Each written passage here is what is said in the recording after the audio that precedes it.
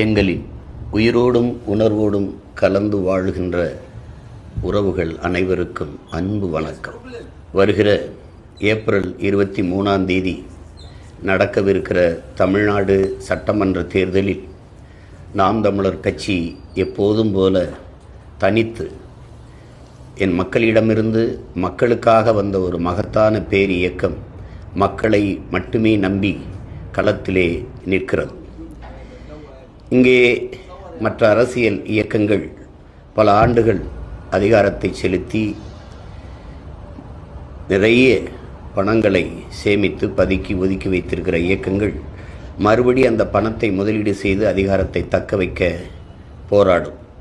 ஒவ்வொரு தொகுதிக்கும் 30 கோடி 40 கோடி 25 கோடி என்று முதலீடு செய்து அந்த தொகுதிகளை வாங்க பார்க்கும். இந்த சூழலில் இந்த கேடுகட்ட பணநாயகத்தை வீழ்த்தி மாண்புமிக்க ஜனநாயகத்தை மலரச் செய்ய வேண்டும் என்ற மகத்தான கனவோடு களத்திலே நிற்கிற உங்கள் பிள்ளைகள், வாக்குக்கு காசு கொடுக்கிற அந்த இடத்தில் ஒரு தொகுதியை வெல்ல 30 கோடி முதலீடு செய்கிற ஒரு முதலாளி தன் லாப தேவைக்கு முதலீடு செய்வாரா, மக்கள் சேவைக்கு முதலீடு செய்வாரா என்கிற கேள்வி அங்கே எழுகிறது. அப்போது வாக்குக்கு காசு கொடுக்கிற அந்த இடத்தில்தான் ஊழல் லஞ்சத்திற்கான விதை ஊண்டப்படுகிறது என்பது உங்கள் பிள்ளைகள் எங்களின் அசைக்க முடியாத நம்பிக்கை, உண்மையும் கூட. அப்போது அந்த இடத்திலே சேவை செத்து போகிறது. இப்போ இதை மாற்ற வேண்டும் என்று ஒரு பெருங்கனவோடு தொடர்ந்து களத்திலே நின்று போராடி வருகிறோம் உங்கள் பிள்ளைகள். 30 கோடி முதலீடு செய்கிற ஒரு வேட்பாளருக்கு இடையில் போட்டியிடுகிற நாங்கள் அந்த வட்டி காசை கூட செலவு பண்ண முடியாத நிலையில் நின்று கொண்டிருக்கிறோம். ஆனால் மக்களுக்கு சேவை செய்ய பணம் தேவையில்லை, தன்னலமற்ற உண்மையும் நேர்மையுமாக பணியாற்ற வேண்டும் என்கிற மனம் இருந்தாலே போதும் என்பதை நிரூபிக்கத்தான் தொடர்ந்து உங்கள் பிள்ளைகள் இந்த களத்திலே நின்று வருகிறோம். இம்முறையும் அதே கனவோடு நிற்கிறோம்.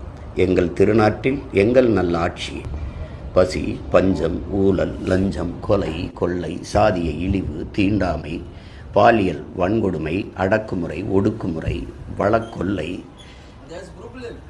மத போதை, இது ஏதுமற்ற ஒரு புதிய ஒரு தேசம் செய்வோம், மக்கள் புரட்சியால் அதை உறுதி செய்வோம் என்ற முழக்கத்தோடு களத்திலே நிற்கிறோம். எப்போதும் போல எமது மக்கள் ஒவ்வொரு தேர்தலிலும் தங்களால் இயன்ற நிதியை கொடுத்து எங்களை வலிமைப்படுத்தி இருக்கிறீர்கள். இம்முறையும் மக்களிடமிருந்து மக்களுக்காக வந்த பிள்ளைகளுக்கு எங்கள் பெற்றோர்கள், எங்கள் உடன் பிறந்தவர்கள் இனமாகவும் பணமாகவும் வலிமையாகவும் வளமையாகவும் நீங்களே நின்றிருக்கிறீர்கள். இம்முறையும் நிற்பீர்கள் என்று